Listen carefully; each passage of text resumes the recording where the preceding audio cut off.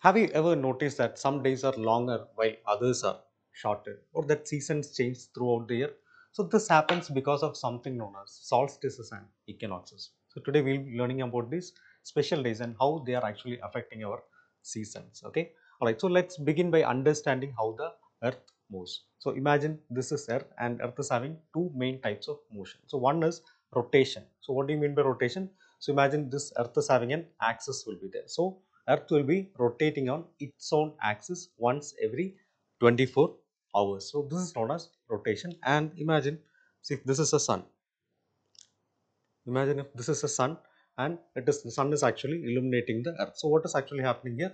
Only one side of the earth is having the light is being received by only one side of the earth. So this side of the earth will be having day, and the other side of the earth is not getting light. Okay, so this side will be experiencing the night. Okay, another important thing is also there, like the earth is not rotating like this. It is actually having a small tilt is there. Okay, so it is not like this, but it is actually, it is tilted. The axis is tilted and the angle is 23.5 degree. So an angle of 23.5 degree tilt is also there. Here you can see that how the earth is actually rotating. Okay, so it's like a spinning top only. So the spinning top, but it will be in a tilted axis, it will be spinning. Okay, so but it will be floating in the space also. So that is how it is working. Okay, another important movement is also there, that is known as revolution. So imagine this is sun. Okay, so the earth will be moving like this around the sun, it will be moving. So this is known as revolution. So to complete this one full orbit, it is actually taking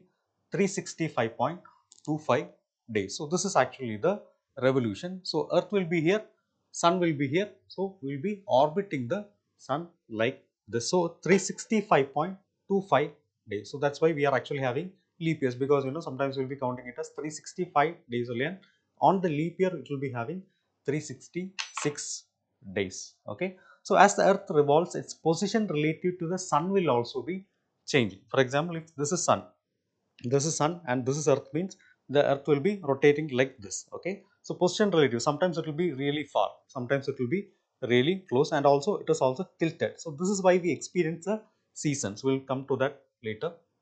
Okay, all right, so different parts of the earth will be receiving varying amount of sunlight as it revolves around the sun. Okay, all right, so now let's talk about what is this solstice. The solstice happens twice a year, once in June and once in December. Okay, so solstice means these are the longest, and this will be having the longest and the shortest days of the year.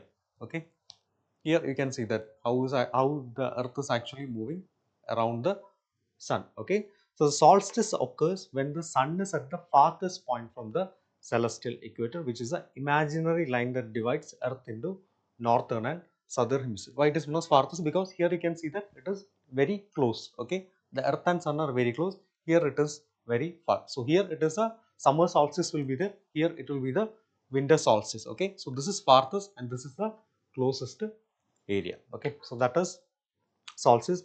So usually summer solstice will be in June 21 or 22. In the northern hemisphere, the summer solstice is the longest day of the year. Okay, so it occurs when the north pole is tilted close to the sun. North pole is tilted. Here you can see that the north pole is tilted close to the sun. Okay, here north pole. This is north pole and it is tilted towards the sun. Okay, so that's how it is. For example, if this is earth, this is earth, here like this way it will be tilted. Okay, so in places like Arctic Circle, the sun does not set at all during the daytime as well as a night time also. So that's why it is known as a midnight sun. Okay, and also we have the winter solstice. For example, today it is winter solstice. December 21st or 22, it will be winter solstice. Okay, so here in the northern hemisphere, the winter solstice is the shortest day of the year. I am taking only northern hemisphere as a reference point. So this occurs when the northern pole is tilted farthest away from the sun. Here you can see how it is working. Here the northern pole is tilted away from the sun. Okay, so here sunlight won't be available for the entire season. Okay, it will be completely days as well as night, it will be completely dark.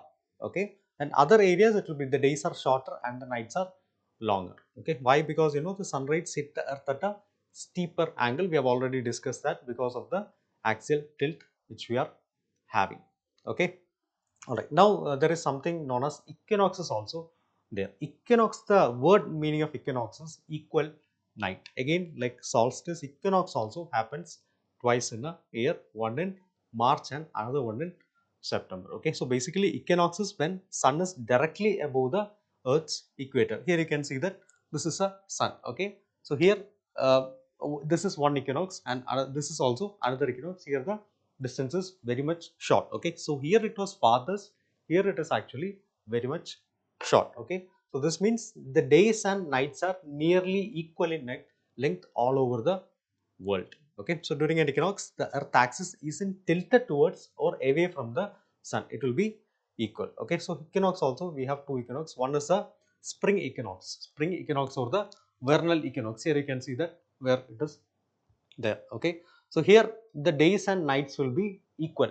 Okay, days and nights will be equal, usually on March 20th or 21st. Okay, so even that is why it is known as spring equinox, because that is actually the start of the spring season in northern hemisphere. Now you might have understood how the seasons are linked to this. Okay, so it's a time when days begin to get longer and nights shorter. So after this, the days will be beginning to get longer and the nights will become shorter. Slowly we are moving toward from equinox to solstice. Okay, and another equinox is also there, that is known as autumnal equinox. So that will be in September 22nd or 23 will be having the autumnal equinox. Okay, so autumnal equinox again marks a fall in northern hemisphere, that is autumn in northern hemisphere. So from here onwards the days start to get shorter and the nights grow longer as we head towards a winter.